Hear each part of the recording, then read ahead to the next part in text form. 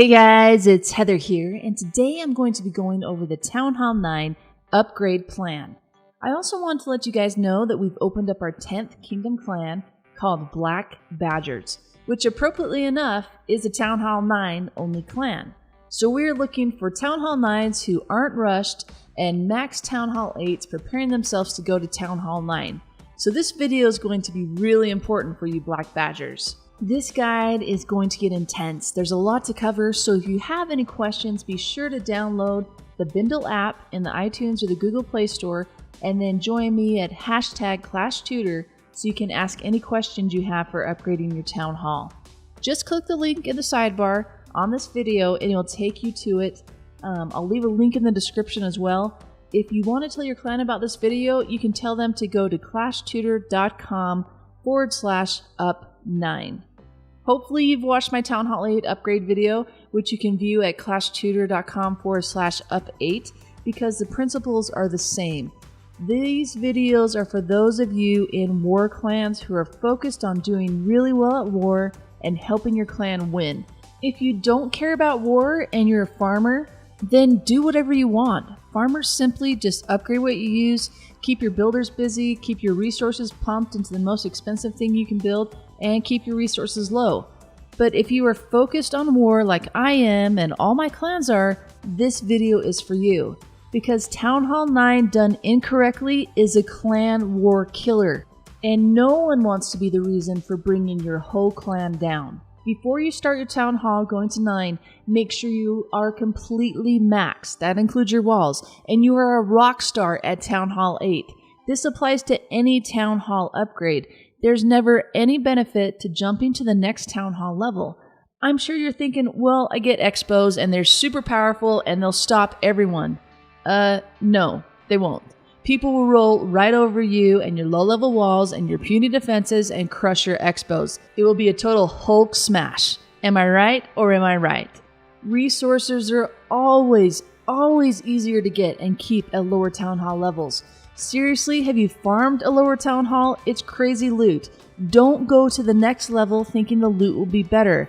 I know what you're thinking because I've heard it over and over again, but I'll have 2 level 6 drills and I'm tired of Town Hall 9s being able to take my loot.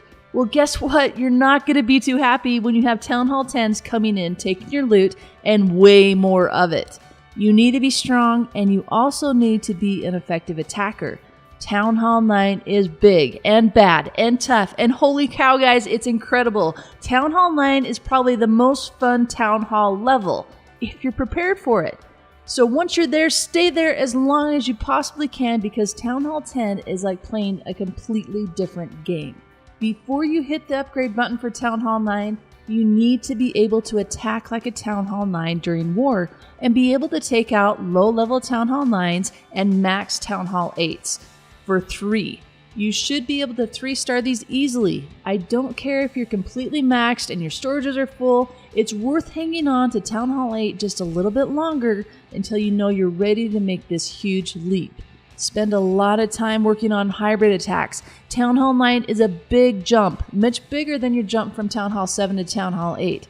I don't care who you are, how awesome you are at Clash, even the best players have struggled a bit when going to Town Hall 9.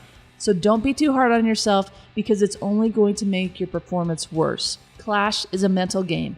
If you are too focused on, I have to 3-star this base because I failed my first attack, you're going to miss out on those nuances of the current base and fail again. This will only put you into a downward spiral. Leave it all on the battlefield and start each attack with a fresh mindset. Playing Clash of Clans is like playing chess. It's real-time strategy where you're adapting on the fly based on what your opponent is throwing back at you. You can't do that if you're still focused on the mistakes of the last attack. So, what to focus on when you hit Town Hall 9? It's all about the Elixir and the Dark Elixir upgrades. We are focused on offense, just like I told the Town Hall 8s. Offense, offense, offense. In Clash, offense wins games and it wins championships. So at Town Hall 9, it's the lab, spell factories, army camps, dark barracks to the Hounds, Archer Queen to 5, your clan castle, and also get your dark drills going to 6. Hold off on those xbows. Forget about them. Xbows are weighted heavily in the matchup, just like Inferno Towers will be at Town Hall 10. In fact, I think xbows are overweighted. Once you get your xbows, you are guaranteed to be bringing in enemy xbows into that matchup, and likely bigger and better xbows than yours. Your clan castle is your first and most important gold upgrade. After that, do your traps, all of them. Get them all built. Then your 4th air defense and your 4th Tesla. Then focus on upgrading your walls, and you can upgrade some of your current defenses along the way. Just hold those back a bit. Don't go crazy on your gold upgrades. Easy does it. You want to make sure you always have an offense that can 3-star your own base. Your Archer Queen is your most important dark upgrade. Get her to 5. That's the first thing you do. Her ability is often critical to 3-star attacks. Once she's 5, then your lab will be all ready to start cranking out those dark troops for war. But really farm hard so you can have extra dark available to get your queen to 10. The queen upgrades from 6 to 10 should not come at the cost of a dark troop upgrade for war. Remember, you're going to have to spend a lot of time upgrading heroes at Town Hall 9, so the more you can keep those going, the better. Balloons to 6 is your first lab upgrade.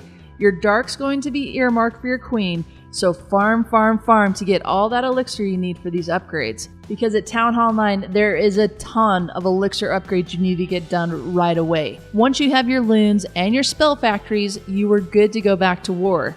You can easily 3-star any Town Hall 8 and low Town Hall 9s with level 6 balloons. GoLo is an awesome attack for new Town Hall 9s. You can do a GoWiPe with backdoor loons to take out the outer point defenses. You can now hold a level 5 Golem in your clan castle, and that really helps on these GoLos. You can also do a Mass Dragon with level 6 balloons in there to easily wipe out any of those max Town Hall 8s and weak Town Hall 9s.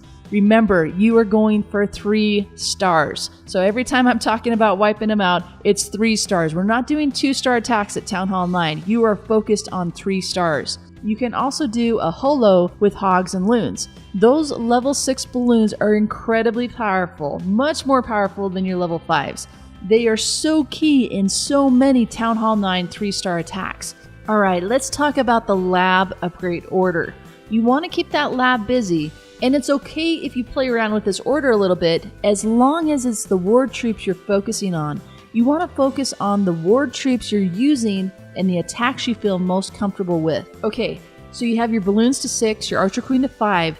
Now there are a few routes you can take for your next lab upgrade. Before Town Hall 9 got the second sweeper, it was no doubt Hounds to 2 was top priority. Within 2 upgrades of Town Hall 9, Loons and then Hounds, you had a max Town Hall 9 LavaLoon army. The only problem now is with that double sweeper, this attack has become more difficult to 3 with. You can still use it to effectively attack those low Town Hall 9s and max Town Hall 8s, but you can get away with level 1 Hounds for this too.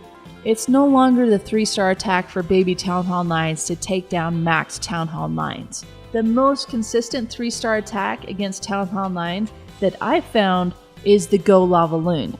So many of the Town Hall 9 attacks use golems, and because of that, getting your golems to 4 early on is very beneficial. However, because you can take a max golem in your clan castle, you can hold him back a few upgrades. So just look at your army composition and see what you're going to get the most benefit from. If you're going to get going on your GoHo, look at the quantity of what is needed and what you'll get the most benefit from. In a GoHo, you're taking 1 to 2 golems, maybe 3 sometimes, but one of those is already going to be max because you can take it in the clan castle. So maybe it's your hogs followed by your witches for priority because you can get all that done with using your level 2 golems for backup for a little while. Loons and hogs are great upgrades for you because you often are taking more of them and you want to be able to place them exactly where you want on the battlefield. So that's why upgrading your hogs and your balloons tends to be a bit more beneficial for you during war, because those aren't troops you want to be placing in your clan castle, or simply put, your clan castle can't hold all the hogs or the loons you're going to be using for your attack. So think about what kind of attack you want to focus on first. My assumption is it's going to be ground attacks. That may be what you're most comfortable doing Town Hall 9. I'm assuming this because you're coming into Town Hall 9 fresh off of doing a lot of hog and golem based hybrid attacks. Going to Town Hall 9 and then jumping into a Lava Hound attack may really throw things off for you. Those are much different than your early Town Hall 8 Dragon attacks that you haven't touched for months anyways. So with that in mind, my personal upgrade plan for the lab is the following order: Loons to 6, Hogs to 5, Hound to 2, Golem to 3, Witch to 2, Golem to 4, and then get your haste up to 2 at some point. And then really the rest doesn't matter. Just keep leveling up the stuff that you use for war that brings the most benefit. That means you're going to be leveling up your heal and your jump spell before you do your archers and your barbarians. Always plan to have enough resources for the next upgrade. If you mess up and you're short on resources, don't do something crazy like upgrade your minions because they're cheaper and you're just trying to keep your lab going. This is the point where it's okay to wait a day on your lab so that you can get out there and farm what you need to make sure you're doing a war upgrade next and not blowing half the resources and a week's worth of time on an upgrade you're not going to benefit from. You can play around with this order a bit depending on what attack you want to focus on.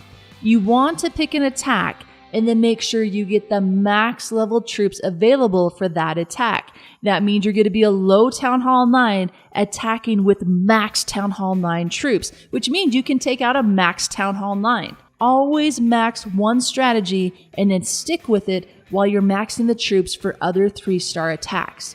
You might get going on this and think, okay, I really don't want to play with the Lava Hound right now, but I really feel comfortable with the GoHo. So I'm going to move my witches up to the front of the line after I do my hogs. Whatever you do, get comfortable with it because you want to get to the point you're doing everything and you have a strategy for any base. The most important attack for me is a GoLavaLoon attack, but that may not be your forte, and that's okay. Focus on what works for you to be able to 3-star max Town Hall 9s. You will still be getting attacked by air a lot at the beginning of Town Hall 9, so that's why I say get your 4th air defense going and your sweeper. Your Teslas are extremely powerful, and they are the ones I like to focus on the most because a level 7 Tesla does more damage per second, 7 more damage per second, than a max level 4 Expo that you can't even get till Town Hall 10. It just has a shorter range. Teslas absolutely destroy those P.E.K.K.A.s, which are going to be thrown a lot at your Town Hall 9 base. And again, get your traps built, all of them. What I found, and this is just my own opinion, that just having the defensive building is where your weight takes a jump in your overall clan war matchup score. I have a Town Hall 9 where I haven't even built the new level 1 Town Hall 9 walls because I'm curious to know just how much having the structure itself, just the level 1 structure, independent of the level, really affects things. Maybe I'll have something more definitive on that at a later date. Don't confuse this with your number on the map. I'm not talking about your placement on your clan war map. Don't confuse that thinking that is the amount of points you're bringing into your war matchup. There are other things that are not being factored into that number ranking on the map. That is your ranking of your defensive base versus your clanmate's base, and the whole reason why doing mirror attacks in clan wars is a losing strategy. But I won't get into that right now. It's okay to stay out of war. You should. Don't go to war without your heroes or without your spells. Being able to offset your spell factories by only upgrading one at a time gives you a potential advantage if you do want to go to war. You could go to war with 4 earthquakes to act as your jump and haste to act as your rages. This is up to you to determine how effective you can be during war during those upgrade times. For me, I just stay out of it.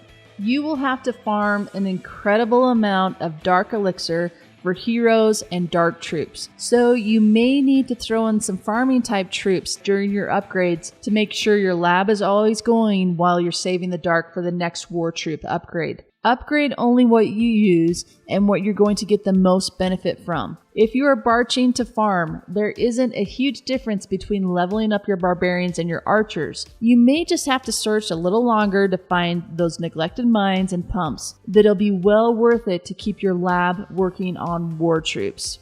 You can always spend your extra loot upgrading walls and keeping your builders busy doing non-defensive upgrades like storages and even your traps.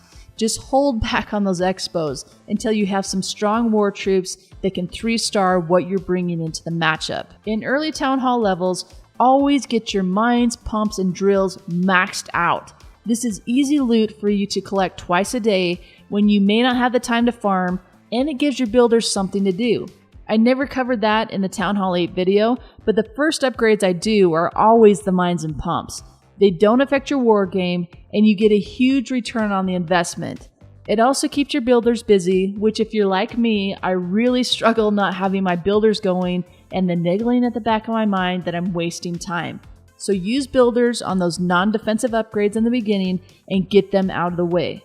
Don't stress out that your builders aren't working though. If you're smart, you'll have a lot of time at Town Hall 9 with inactive builders while you're working on walls and heroes and improving your attacks. So go into Town Hall 9 full of elixir, gold, and dark elixir. Another tip I have for you is go to low crystal. Make sure you have your Town Hall on the outside and keep your resources as low as you can and your collectors empty. Always take the Town Hall snipe when you're farming so you can get the loot bonus from it. Now, if I could give you just one last piece of advice, hold way off on Town Hall 10. Max out your Town Hall 9. Max your heroes. Town Hall 9 is so much fun, and it'll be so much easier for you to get the dark for your upgrades.